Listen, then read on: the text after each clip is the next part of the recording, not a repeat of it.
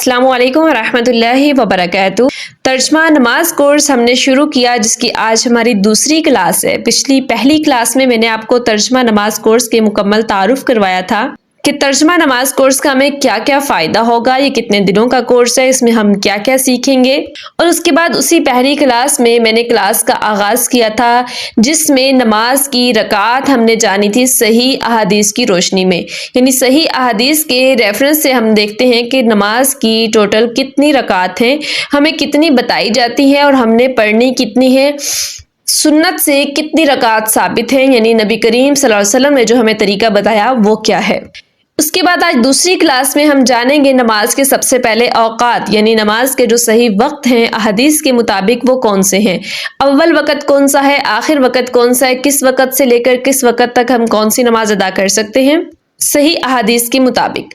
اور اس کے بعد اسی کلاس میں ہم نماز کا لفظی ترجمہ بھی شروع کرتے ہیں۔ سب سے پہلے ہم لفظی ترجمہ ثنا سے، یعنی نماز کے شروع سے تکبیر تحریمہ سے سٹارٹ کریں گے اور انشاءاللہ ہم اسے مکمل کریں گے۔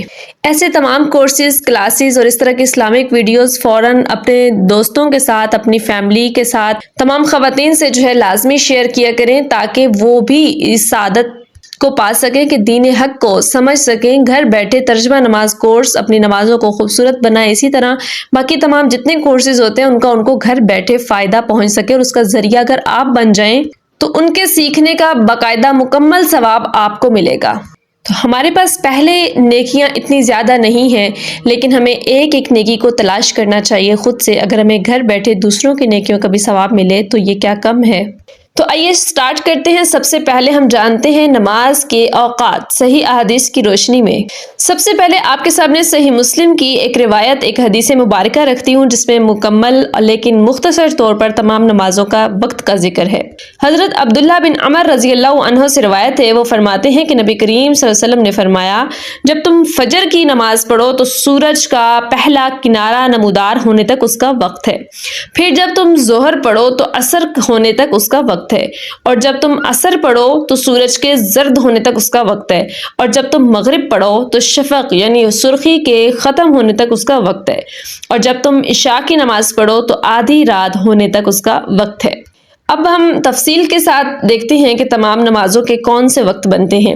سب سے پہلے فجر کی نماز۔ فجر کی نماز کا جو ٹائم ہے وہ اذان سے لے کر سورج نکلنے تک ہے۔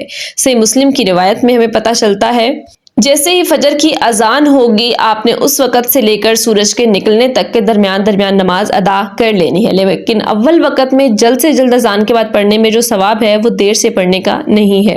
تو کوشش کریں اول وقت میں نمازیں ادا کریں۔ اذان کے بعد سے لے کے سورج اگر ہلکا سا بھی نمودار ہو گیا، ہلکی سی کرن بھی نمودار ہو گئی، تو اب آپ کی نماز وہ قضا ہو جائے گی۔ اس کے بعد ظہر کی نماز کا جو وقت ہے، صحیح مسلم کی روایت کے مطابق دوپہر کے بعد سے شروع ہوتا ہے اور عصر کے وقت تک رہتا ہے۔ ظہر کا جو وقت ہے دوپہر کے بعد، یعنی زوال کے ختم ہوتے ہی دوپہر شروع ہو جاتی ہے، اور زوال موسم کے لحاظ سے جیسے وقت بدلتا ہے ٹائم نمازوں کا، اسی طرح زوال کا وقت بھی بدلتا ہے۔ آج کل کے لحاظ سے اگر دیکھا جائے تو 12:15 سے 12:30 تک کا سمجھ لیں، ایسے کہیں کہ آج کل کے موسم کے مطابق 12:30 کے بعد وہ ظہر کا وقت، دوپہر کا وقت وہ شروع ہو جاتا ہے، اس کا اول وقت، اور اس کا وقت رہتا ہے عصر کی اذان ہونے تک، یعنی عصر کی نماز سے پہلے آپ ظہر کی نماز ادا کر لیں، لیکن وہی بات کہ اول وقت جتنا جلد ادا کریں گے اتنا ثواب زیادہ ملے گا۔ اب ہمیں کیسے پتہ چلے کہ عصر کا وقت یعنی عصر تک وہ ہے؟ تو عصر کا وقت وہ شروع ہو جاتا ہے، وہ بھی موسم کے لحاظ سے اگر دیکھیں تو تبدیل ہوتا رہے گا، لیکن 3:30 سے لے کر 5 کے درمیان تک تقریباً عصر کا ٹائم وہ چلتا رہتا ہے۔ تو 3:30 بجے بھی اگر عصر ہو رہی ہے تو آپ 3:15 تک یا 3 بجے تک بھی ظہر کی نماز ادا کر سکتے ہیں، لیکن اول وقت میں ادا کرنا زیادہ بہتر ہے۔ لیکن موسم کے لحاظ سے یہ وقت بدلتا رہے گا، آپ نے اپنے شہر، اپنے ملک اور اپنے وقت کے مطابق ان نمازوں کو سیٹ کرنا ہے۔ اس کے بعد مغرب کی نماز کا جو وقت ہے وہ سورج کے غروب ہوتے، جیسے ہی سورج غروب ہوگا مغرب کی نماز کا جو وقت ہے وہ شروع ہو جائے گا۔ اب آپ مغرب کی نماز پڑھ سکتی ہیں، اور تقریباً 1 گھنٹہ تک آپ کے پاس یہ ٹائم ہوتا ہے، 1 گھنٹہ سے 1.25 گھنٹہ، کہ آپ وہ نماز مغرب ادا کر لیں، لیکن نماز مغرب بہت کم ٹائم ہوتا ہے اس نماز کے لیے، تو جلد سے جلد ادا کرنی چاہیے۔ اس کے بعد عشاء کی نماز کا جو وقت ہے وہ مغرب کے بعد سے شروع ہوتا ہے اور آدھی رات تک، جیسے ہی اندھیرا چھا گیا مغرب کا وقت ختم ہو رہا ہے اور آسمان سے سرخی بالکل غائب ہو گئی، اب جو ہے وہ عشاء کی نماز کا ٹائم شروع ہو گیا اور آدھی رات تک یہ ٹائم ہے، جیسے ہم نے پہلے سے مسلم کی روایت دیکھی ہے کہ آدھی رات تک. اور عشاء کی نماز جو ہے یہ لیٹ پڑھنا افضل ہے. جیسے میں نے باقی چاروں نمازیں آپ کو بتائی کہ اول وقت میں پڑھنا زیادہ ثواب ہے، اسی طرح عشاء کی نماز جو ہے وہ جتنی تاخیر سے پڑھی جائے اتنا زیادہ ثواب ہے کہ لوگ سو رہے ہوں اور آپ نماز ادا کر رہے ہوں، تو یہ اللہ کو زیادہ محبوب ہے. نبی کریم صلی اللہ علیہ وسلم نے فرمایا کہ اگر مجھے اپنی امت پر مشقت کا ڈر نہ ہوتا تو میں نماز عشاء کو ہمیشہ لیٹ پڑھتا یا پڑھاتا. تو اس لیے نماز عشاء اگر تھوڑی لیٹ بھی کر لی جائے، لیکن لیٹ سے مراد یہ نہیں ہے کہ اب آپ کہیں کہ میں لیٹ پڑھوں بعد میں نیند آ جائے اور پھر سستی چھا جائے اور پھر نماز پڑھی ہی نہ جا سکے. اگر ایسا ہے تو کوشش کریں جلد سے جلد پڑھ لیں، لیکن اگر آپ جو ہے اس کو 10 ساڑھے 10 تک بھی اگر پڑھیں تو انشاءاللہ آپ کو بہت زیادہ ثواب ملے گا. تو یہ رہا نمازوں کے اوقات، یعنی وقت نماز کا صحیح احادیث کے مطابق. اب آپ کو نمازوں کے اوقات معلوم ہو گئے، پچھلی کلاس میں رکعت معلوم ہو گئی. اب ہم چلتے ہیں نماز کا ترجمہ کی طرف.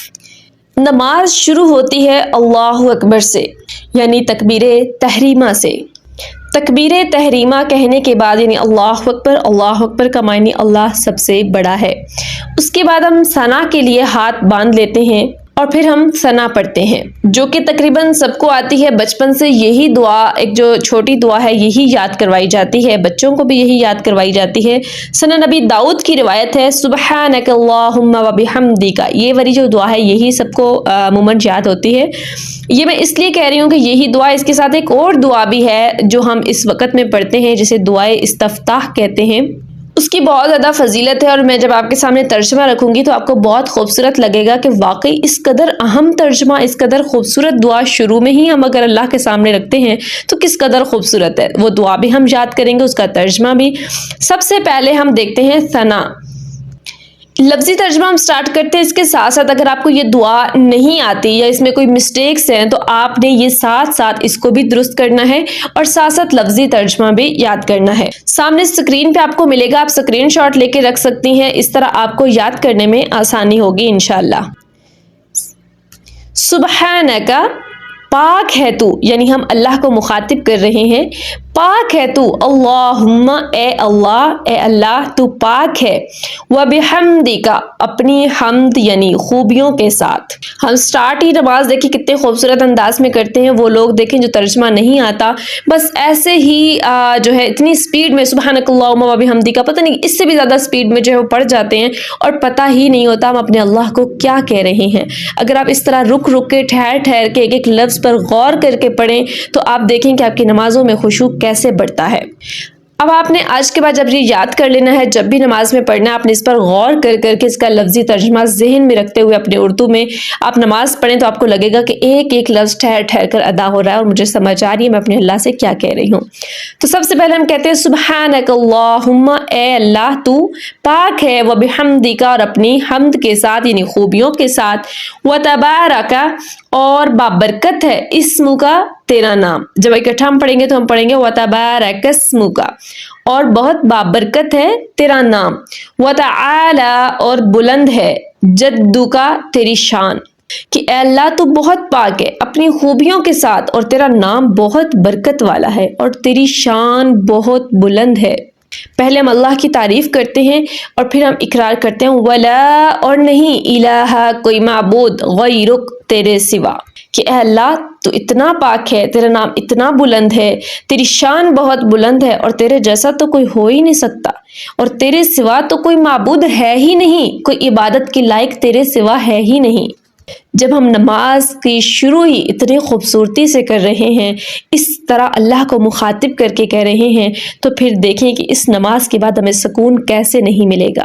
ابھی تو دیکھیں ہم نے نماز کا ایک چھوٹا سا حصہ یعنی صرف ثنا جو ہے شروع والی اس کو پڑھ رہے ہیں اور ہمیں پتہ چل رہا ہے کہ کس قدر بابرکت کلمات ہیں. اور پھر ہمیں اس کے بعد نماز میں کیسے خشوع نہیں ملے گا، کیسے سکون نہیں ملے گا، کیسے نہیں لگے گا ہماری تمام پریشانیاں حل ہو گئی، اللہ ہمارا دوست بن گیا، اللہ ہمارا وکیل بن گیا، کارساز بن گیا.